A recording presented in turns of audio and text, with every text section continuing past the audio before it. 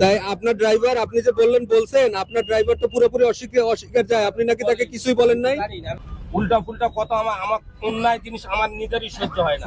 কোন মন্ত্রণালয় থেকে আসছে সেটা বলেন। অভিযানের জন্য আসছে বিধায় আমরা অভিযান কোন মন্ত্রণালয় থেকে আসছে অনুমতিটা সেটা বলেন। আপনি বলতাম না, আপনি আমাদের আপনি আমার কথা বলেন না। আমি আমাদের কথা বলছি। আপনি হ্যাঁ, তাহলে এই ব্যাটারিটা অনুমতি সরকার কেন দিচ্ছে আর কেন আনছে? আচ্ছা, এটা আমি বলবো। আপনি আগে একটু আমি বলি, আপনার গ্যারেজ কোথায়? গ্যারেজ হলো রানাবোলা। রানাপোলা। জি। আপনি আপনার গ্যারেজ মালিকের নাম কি?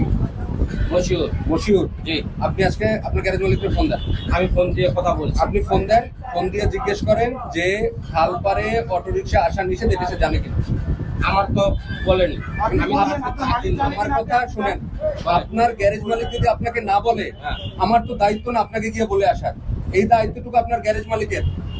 সেই প্রশ্ন আপনি সরকারকে গিয়ে করবেন। অবশ্যই তো জানি না যে আমি অবশ্যই করব। হ্যাঁ, আমরা তো জানি না যে কোন আসার নিষেধ। আপনার কোন গ্যারেজের গাড়ি? আর আমি ব্যাটারি চেঞ্জ করতে মিরপুর থেকে। মিরপুর থেকে? জি স্যার। মিরপুর থেকে আসছেন ব্যাটারি চেঞ্জ করতে? কোথায়? চেরাগালি স্যার। তাহলে আপনি আসছেন কেন এখানে? স্যার ব্যাটারি নষ্ট স্যার চেঞ্জ করতে। আপনি আসছেন না? জি স্যার। আমি তো আপনাকে চিনি।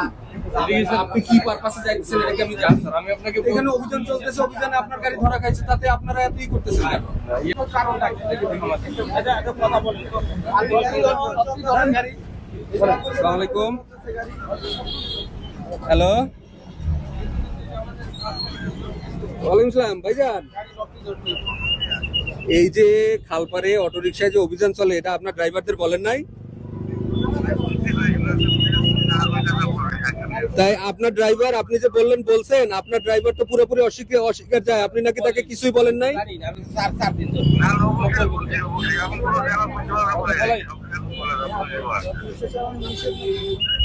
ভাই নিষেধ না ইয়া সেটা আমি জানি না। আচ্ছা, এই যে আপনার মালিক তো বললো যে উনি অবগত আছেন, তাহলে আপনি কেন এই যে ওনাদের যে আইনি প্রক্রিয়া আছে এটা এত বাধা দিলেন? বলেন, এখন বলেন ভাই। আপনি আপনার না, আমি আর কোনো আপনি তো কথা বলবো না। অফিসারে হয়রানি করছেন। আপনাকে তো বলতে আপনি হবে। কিন্তু হয়রানি করছেন ভাই, আপনি এটা অন্যায় করছেন। সবাইকে, ছাড়ি দিয়ে আপনি জানেন সবকিছু, তারপর আপনি কেন করবেন এটা? আমি তো আজকে 4 দিন ধরে আমার আসছি, 4 দিনে কোনো কিছুই বলেনি তারাই। প্রত্যেকটা গ্যারেজ মালিক জানে। আপনি সেটা না জেনে কেন মালিকই তো নাই, আপনি চিন্তা মালিক করলেন? নাই, ম্যানেজার আছে। তো এইমাত্র উনি তো স্বীকার করলো যে উনি আপনাকে বলছে, তাহলে না, আপনি কখনোই বলেনি। আপনি ফোন এইমাত্র ফোনে বললাম। নেন আমার সাথে কথা বলেন। কথা বলছে তো হবে, কথা বলছে। আমি কয়বার কথা বলবেন? আবার ফোন দেন, আবার ফোন দেন, বলছে নাকি আবার ফোন দেন, আবার কথা বলবো, সমস্যা নেই। উল্টা ফুলটা কত আমার অন্যায় জিনিস আমার নিজেরই সহ্য হয় না। আমার একদম অন্যায় জিনিস আপনি তো অন্যায় করছেন ভাই, আপনি ভিতরে যে ম্যাডামের সাথে আপনি ই করছেন, চিল্লাপাল্লা করছেন। আমি অন্যায় জিনিসই সহ্য করতে পারি না। আপনি সবকিছুই জানেন, আপনার গ্যারেজ মালিক জানে, বাংলাদেশের আরে ভাই প্রত্যেকটা ব্যাটারি বলতেছি, চালক। বারবার বলতেছি যে আমি কোনো কিছুই জানি না, আমি জানি না। আপনার মালিককে আগে ফোন দিয়ে জিজ্ঞাসা করবেন না যে আপনি জানেন কিনা? মশিউর ভাই, আচ্ছা আপনি হ্যালো, এই চাপো, হুজুর চাপো। মশিউর ভাই। মশিউর ভাই, আমি সার্জেন্ট ফিরোজ বলছিলাম। হ্যাঁ ভাই বলেন। মশিউর ভাই, আপনার ড্রাইভারে এই যে খালপাড়ে আসা নিষেধ, এটা জানান নাই? হ্যাঁ জানাচ্ছি তো। জানাইছেন? হ্যাঁ ভাই শুনতে পাচ্ছেন, একটু জোরে বলেন। হ্যাঁ জানাচ্ছি, সবাইকে জানাতে হবে। তো আপনি এই যে সবার সামনে লোক শুনতেছে, আর আপনার ড্রাইভার অস্বীকার করলো, সে জানে না, আমরা আপনার গাড়িটা আটক করছি, আইনানুগ ব্যবস্থা নিচ্ছি। আচ্ছা মশিউর ভাই, আমার কি আপনারা বলছেন কোনো সময়? বলেন। হ্যালো,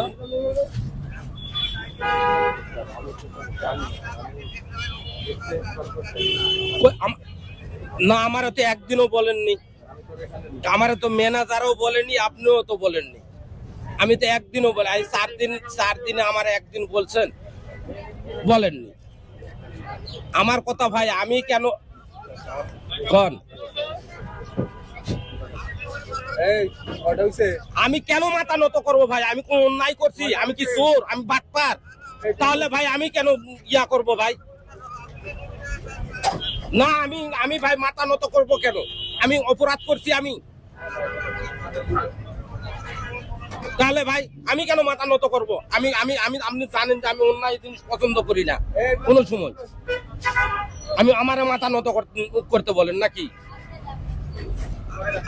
আপনারা বলবেন না, আপনি মহাজন, আপনি মাথা নত করেন আর যেটাই করেন করেন। আমি আমি আমি আমি এখানে পরিশ্রম করি, আমি চুরি করতে আসিনি। আচ্ছা, আপনাকে একটু কথা বলি। আপনি তো দেখলেন যে আপনার মহাজন বলে নাই, শুনেন ফালতু কোথাকার। আপনি আপনার ভাই, কি চিন্তা- আমি শুনেন, আপনি কথাটা শুনেন, ভাই। আপনি কথাটা শুনেন। না, আমি আপনার এক মিনিট শুনেন, আপনি ভাই, শুনেন। আরে ভাই শুনতে সমস্যা কি? আপনি আপনি শুনেন। শুনবেন না কেন? আপনি তো বলেন, আপনি যে এত পুরো খালি শুনেন, আপনি কথাটা শুনেন ভাই, আপনি কথাটা শুনেন। আপনি তো বুঝতে পারতেছেন যে আপনার মালিককে ফল্ট করছে, তাহলে আপনি যে ভিতরে চিল্লাপাল্লা করলেন, আপনার তো এখন সরি বলা উচিত। গাড়ি নিয়ে গেছে, জব্দ করছে গাড়ি। হ্যাঁ, গাড়ি জব্দ। আপনার সরি বলা উচিত। গাড়ি পরে খুঁজছেন আপনি, আপনার সরি বলা উচিত। আপনি ওখানে আপত্ত ভাষায় কথা বলছেন আপনি তার সাথে। বেয়াদব নাম্বার 1 বেয়াদব। জি, ওয়ালাইকুম আসসালাম। এই যে আমরা কিছুক্ষণ আগে দেখলাম আপনারা অনেক দৌড়িয়ে অনেক কষ্ট করে মানে ব্যাটারি চালিত গাড়িগুলো ধরলেন, ধরার পরে ব্যাটারি রাখলেন।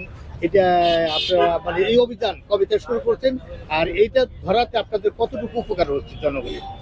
আপনার এই অভিযানটা গত জানুয়ারি মাস থেকেই চলমান। আর আমরা ঢাকা শহরের নির্দিষ্ট কিছু কিছু জায়গায়, বিশেষ করে আমাদের উত্তরার নির্দিষ্ট কিছু কিছু জায়গায় আমরা ব্যাটারি রিক্সার বিরুদ্ধে অভিযান পরিচালনা করি।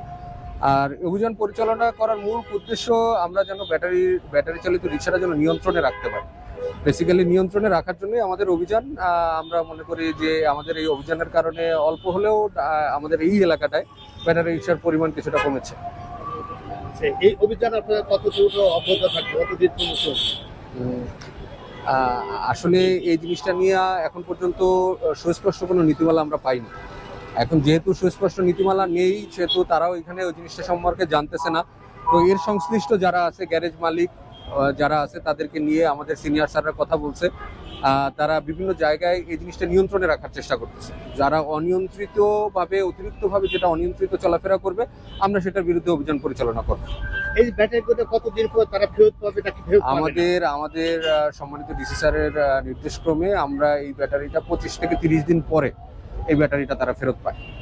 এই সময় এই ব্যাটারিগুলো যখন অকেজ হয়ে যায় বা ব্যাটারিগুলো যদি কাজে না লাগে, এই যে গরিব মানুষ যারা মানে দৈনিক কাজ করে দৈনিক খাচ্ছে, তাদের মানে উপায় হবে কি? আচ্ছা, এই আপনারা তো আমাদের পুরো অভিযানটার সময় আমাদের এখানে ছিলেন। দেখেন, তারা যেন এখানে না আসে, তাদের সচেতনামূলক কার্যক্রমটা আমাদের আগে, তারপরে আমরা আইনের ইমপ্লিমেন্টেশনে যাব।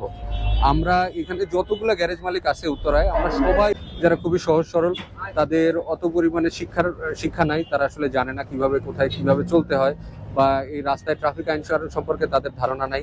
তারা একটা অটোরিকশা নিয়ে যত্রতত্র যেখানে সেখানে উঠে যায়। তো এই জিনিসটা সবাইকে তো একসাথে আমাদের সচেতন করা সম্ভব না, যে কারণে আমরা কোর যে জিনিসটা, সেই জিনিসটা হচ্ছে আমাদের যে গ্যারেজ মালিক তাদেরকে আমরা এই জিনিসগুলো সম্পর্কে অবহিত করেছি। তো উত্তরায় যারা গ্যারেজ মালিক আছে, তারা আমাদের উত্তরার বিভিন্ন পয়েন্টে তারা এই যে ট্রাফিক সহায়তার অলরেডি লোক দিচ্ছে, এবং তারা আপনার তাদের ড্রাইভারদের সচেতনামূলক কার্যক্রম তারা পরিচালিত করছে। কিন্তু সবাই আইন মানছে না। আপনারা আজকে অভিযান পরিচালনা করার সময় দেখছেন যে আমাদের পিছনে 2 জন আমাদের ভলান্টিয়ার কাজ করার পরেও সে সবাইকে বারণ করছে, কিন্তু তারপরেও তারা মানছে না, তারা চলে আসতেছে। আমরা যে গাড়িগুলো আমাদের আইন মানতেছে না, আমরা শুধুমাত্র ওই গাড়িগুলোই ব্যবস্থা নিচ্ছি। এবং আমি মনে করি রিক্সার গ্যারেজ মানে এই সংশ্লিষ্ট যারা আছে সবার সচেতন হওয়া উচিত, আমাদের যাত্রীদেরও সচেতন হওয়া উচিত। কারণ একটা যাত্রী অনেক সময় ড্রাইভারকে ইনসিস্ট করে, ড্রাইভার তো সে তো সহজ সরল মানুষ, সে অনেক সময় বুঝে না, সে ওই সময় চলে আসে। তো একটা মানে যাত্রী এবং ড্রাইভার এবং আমরা পুরো একটা অকওয়ার্ড সিচুয়েশন তৈরি হয়ে যায় আমাদের জন্য। তো আমরা আশা করব যাত্রীরাও এই জিনিসটা নিয়ে সচেতন থাকবেন, গ্যারেজ মালিকরাও ড্রাইভারদের জানাবেন। অটো চালিত রিক্সা ঢাকা শহরে তো বন্ধ করা হয়নি, তাদেরকে কিছু কিছু জায়গায় চলাচল নিষেধ করা হয়েছে। তারা যদি এই জায়গাটুকু অ্যাভয়েড করে চলে, আমার মনে হয় না তাদের জীবিকা বা তাদের কোন কাজে কোনো সমস্যা হওয়ার কথা। অনেক সময় দেখা যাচ্ছে যখন অ্যাক্সিডেন্ট হওয়ার পরে তখন তারা বলে থাকে যে আইন শৃঙ্খলা খুব দুর্বল। আসলে এই ধরনের কথা তখন বলে আপনার আইন আসলে কি দুর্বল আছে কিনা? আইন শৃঙ্খলা, শোনেন, আমরা তো সমাজের মানুষ, যেমন আমরাও সেরকম। সমাজের মানুষ যদি তাদেরকে ভালো মনে করে আমরাও ভালো, সমাজের মানুষ যদি খারাপ তাহলে আমরাও খারাপ, তাই না? আমাদের তো সমাজেরই প্রতিফলন আমরা, ঠিক আছে? আমরা আমাদের পক্ষ থেকে যতটুকু করা সম্ভব চেষ্টা করতেছি, ঠিক আছে? কিন্তু আমরা তো আর সবাইকে সচেতন করতে পারবো না। যার যার জায়গা থেকে তাকে সচেতন হতে হবে যে আমার এই কাজটা করা উচিত কি উচিত না, ঠিক আছে? ইমার্জেন্সি যে জিনিসটা, এই জিনিসটা ওভারলুক করি। আমি মনে করি আজকে আমাদের এই জিনিসটি করা দরকার। নামাজের সময় হয়ে গেছে, আমরা একটু নামাজে যাচ্ছি। জি, থ্যাংক ইউ।